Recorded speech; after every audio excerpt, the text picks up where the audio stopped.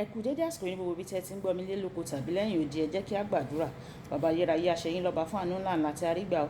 Tí ẹ tún jẹ́ kárí ọjọ́ ẹtì mìíràn nínú oṣù kẹrin o. Aṣẹ́yìn lọ́ba ọlọ́run aláàánú. A fi ìyìn àti ọlá fún orúkọ yín fún oore ńlá ńlá yín nínú ayé wa.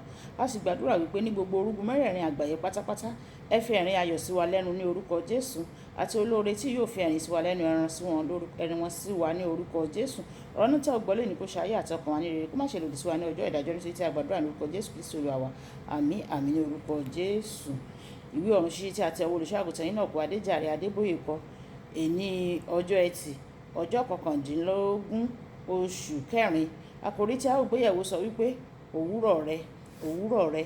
A mú àkọ́sórí wa nínú ìwé oníwàásù orí ìkejìlá ẹsẹ̀ ìkíní.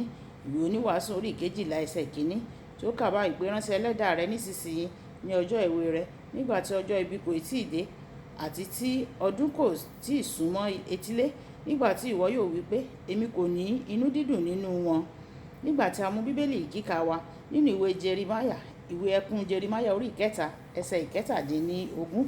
Ìwé ẹkún Jeremáyà orí ìkẹta ẹsẹ̀ ìkẹtàdínlógún. Ó dára fún ọkùnrin kí ó gbé àjàgà ní ìgbà èwe rẹ̀. Ó dára fún ọkùnrin kí ó gbé àjàgà ní ìgbà èwe rẹ̀. Wàyí ẹ tẹ́tí bẹ̀rẹ̀ jẹ́ láti gbọ́ ohun tí olùṣọ́-àgùntàn Enoch Adéjàre Adébóyè ní fún wa ní èní ọjọ́ ẹtì. Ní pàtó, òwúrọ̀ ènìyàn dúró fún ìgbà ọ̀dọ́ rẹ̀. Nínú ìwé Jòhánù kínní orí ìkejì ẹsẹ̀ ìkẹrìnlá, ẹni tí èmi ti kọ̀wé sí yín o, ẹ̀yin ọ̀dọ́mọkùnrin, nítorí ẹ̀yin ni agbára. Àgùdà àdáni pàtàkì, àwọn ọ̀dọ́ ni agbára wọn. Mo mọ̀ pé púpọ̀ àwọn ọ̀dọ́ lórí ìgbà ọ̀dọ́ gẹ́gẹ́ bí àsìkò láti gbádùn ara wọn. Òtítọ́ ni èyí gẹ́gẹ́ bí ìwé oníwàásù orí ìkọkànlá ẹsẹ̀ ìkẹsàn dé ìkẹwàá ti sọ. Máa yọ̀ ìwọ ọ̀dọ́mọdé nínú èwe rẹ, kí o sì jẹ́ kí ọkàn rẹ kí ó máa mú ọ lára yá ní ọjọ́ èwe rẹ. Ṣùgbọ́n mọ èyí pé nítorí nǹkan wọ̀nyí Ọlọ́run yóò mú ọ wá sí ìdájọ́. Ṣe àkíyèsí pé ẹsẹ̀ òkè yìí tún sọ pé ọ̀dọ́ yóò jíyìn ohun gbogbo tí wọ́n bá fúnrúgbìn nígbà tó bá yá o. Àwọn tí wọ́n fi ìgbà ọ̀dọ́ wọn ṣe onírúurú ìwà ìbàjẹ́ yóò ká wàhálà púpọ̀ nígbà tí ó bá yá. Ìwé Gàlátíà orí ìkẹfà ẹsẹ̀ ìkeje. Nínú ìwé Genesis orí ìkọkàndínláàádọ́ta ẹsẹ̀ ìkíní títí dé ẹsẹ̀ ìkẹrin.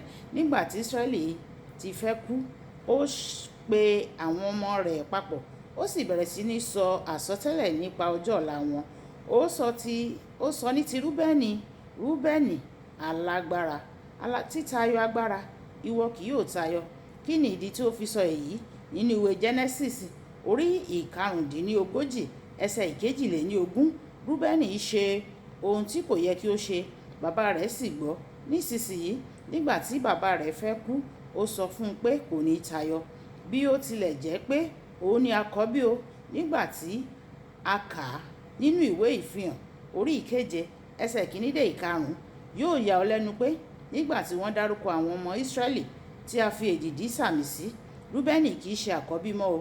Olùfẹ́, bí o bá jẹ́ ọ̀dọ́ nísinsìnyí, ìtumọ̀ rẹ̀ ni pé o kò tíì pé ẹni 30 ọdún. Ṣe àmúlò ìgbà ọ̀dọ́ rẹ dáradára.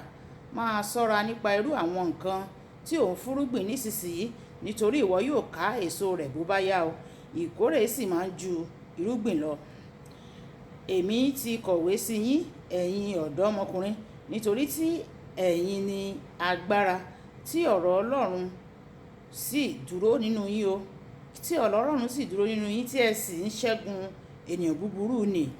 Ibi kíkà òkè yìí kò sọ pé o lágbára nìkan gẹ́gẹ́ bí ọ̀dọ́, ṣùgbọ́n pé ọ̀rọ̀ Ọlọ́run ń gbé inú rẹ pẹ̀lú, àti pé ó yẹ kí o ṣẹ́gun ènìyàn búburú ni. Ìgbà ọ̀dọ́ lè jẹ́ ìgbà tí ó yẹ kí o rí ara rẹ bọ inú ọ̀rọ̀ Ọlọ́run ju ti tẹ́lẹ̀ lọ. Àsìkò yìí ni ó yẹ kí o mọ̀ pé kí o mọ Bíbélì púpọ̀ lórí bí agbára rẹ bá ṣe tó. Àkókò yìí ni ó yẹ kí o ró ara rẹ ní agbára nínú ẹ̀mí láti kọjú ìjà sí èṣù, kí o sì ṣẹ́gun rẹ̀. Lo agbára rẹ láti ṣe ohun tó pọ̀ fún Ọlọ́run, nítorí àkókò ń bọ̀ tí ìwọ yóò rí pé ìgbà ọ̀dọ́ kì í lọ títí láé.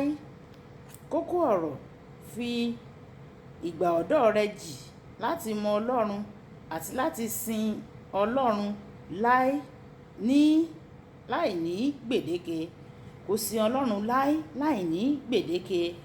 Ẹ jẹ́ kí a gbàdúrà. Ẹ jẹ́ á sọ pé bàbá mi, Olúwa o, ìgbà ọ̀dọ́ ni mo wà yìí, ṣàánú fún mi.